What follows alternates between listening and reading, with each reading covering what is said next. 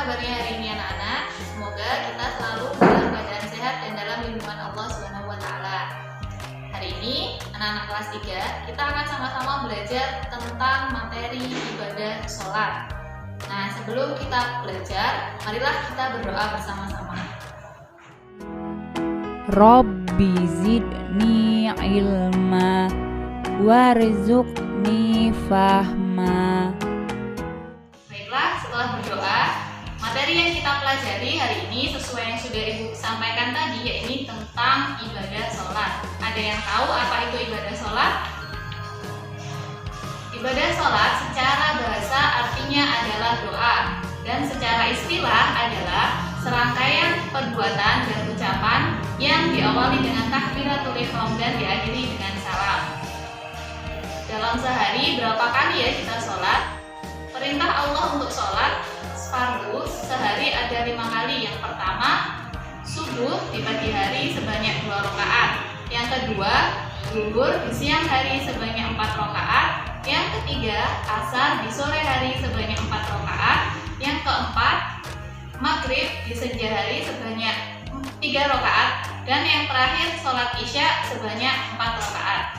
Nah, materi selanjutnya yakni materi tentang tata cara sholat. Yang pertama, yang harus kita lakukan ketika sholat adalah berdiri tegak menghadap ke kiblat. Sebelum takbiratul ihram, kita berdiri menghadap kiblat sambil mengukuhkan niat di dalam hati untuk melakukan sholat karena Allah SWT. Contoh niat sholat subuh misalnya, Bismillahirrahmanirrahim. Usolli fardhu subhi rak'ataini mustaqbilal qiblati adaan lillahi ta'ala. Tata cara sholat yang selanjutnya yakni takbiratul ihram. Ketika melakukan takbiratul ihram, kedua tangan diangkat sejajar dengan bahu, telapak tangan dihadapkan ke arah kiblat, jari-jari tangan lurus dan ibu jari disejajarkan dengan daun telinga. Kemudian mengucapkan takbir Allahu Akbar. Setelah itu, kita membaca surat Al-Fatihah, dilanjutkan dengan membaca ayat-ayat Al-Quran yang dihafal. Berikutnya, kita melakukan ruku. Ruku diawali dengan mengangkat kedua belah tangan seperti ketika melakukan takbiratul ihram dengan mengucapkan takbir Allahu Akbar. Ketika ruku, posisi punggung dan kepala sejajar membentuk garis lurus. Kedua telapak tangan berada tepat di lutut. Kedua lengan tangan diupayakan selurus mungkin. Adapun bacaan ruku yaitu Subhana rabbiyal azim wa bihamdi. Tata cara sholat selanjutnya yakni gerakan i'tidal, yaitu berdiri tegak dari ruku seraya mengangkat kedua belah tangan seperti ketika takbiratul ihram. Adapun bacaan i'tidal adalah Sami'allahu liman hamidah. Rabbana lakal hamdu mil'us samawati wa mil'ul ardi wa mil'u ma syi'ta min syai'in ba'd. Selanjutnya yakni sujud. Cara sujud yang pertama, meletakkan kedua lutut dan jari jemari kedua kaki di atas sajadah atau tempat sujud.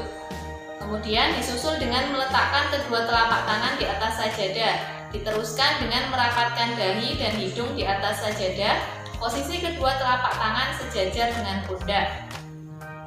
Kemudian meregangkan kedua telapak tangan dari lambung dan siku terangkat ke atas, tidak boleh menempel di lantai. Kemudian membaca bacaan Subhana rabbiyal a'la wa bihamdi. Selanjutnya, duduk di antara dua sujud. Tata caranya, duduk di atas telapak kaki kiri sedangkan kaki kanan bertumpu dengan ujung jari-jari yang dilipat ke bawah.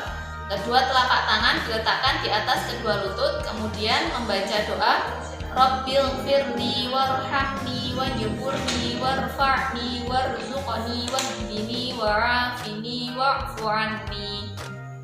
Selanjutnya yakni membaca tasyahud awal dengan cara duduk di atas telapak kaki kiri sedang kaki kanan bertumpu dengan ujung jari-jari yang dilipat ke bawah.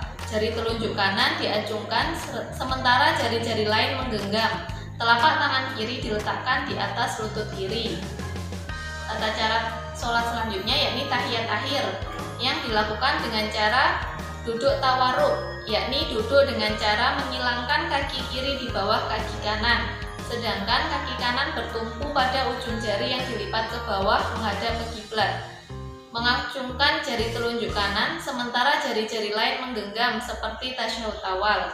Membaca tasyahud atau tahiyat dan sholawat seperti yang dibaca pada tasyahud atau tahiyat awal.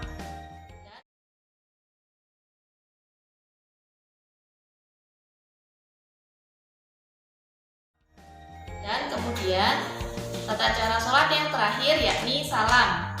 Tata cara salam, mengucap salam seraya telunjuk kanan ditarik kembali dan menoleh ke arah kanan hingga pipi kanan kelihatan seluruhnya dari belakang.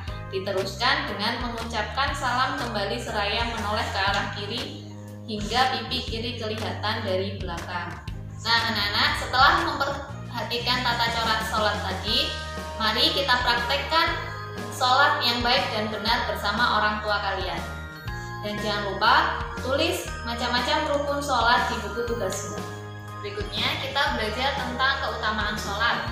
Keutamaan sholat yang pertama, sholat adalah ibadah yang nanti ketika hari kiamat menjadi ibadah yang pertama kali dihisab. Yang kedua, sholat dapat mencegah perbuatan keji dan perbuatan mungkar. Yang ketiga, sholat adalah tiang agama. Dan yang keempat, sholat dapat menghapuskan dosa-dosa kita. Materi kita yang terakhir yakni tentang hikmah ibadah sholat. Yang pertama, sholat mengajarkan kita untuk selalu mengingat kepada Allah. Yang kedua, sholat mengajarkan kita untuk disiplin waktu. Yang ketiga, sholat mengajarkan kita untuk hidup bersih. Yang keempat, sholat mengajarkan kita untuk rendah hati. Dan yang kelima, dengan beribadah sholat, kita dapat menjalin kebersamaan dan persatuan. Nah, sekarang ayo cari dan temukan perilaku sehari-hari yang menunjukkan hikmah dan keutamaan sholat yang ada di sekitarmu. Mintalah petunjuk gurumu melalui media yang sudah disediakan. Demikian pembelajaran kita hari ini terkait dengan ibadah sholat. Semoga materinya bermanfaat untuk kita semua. Mari kita tutup pembelajaran hari ini dengan bacaan hamdalah. Alhamdulillahirabbil alamin. Sekian dan terima kasih. Wassalamualaikum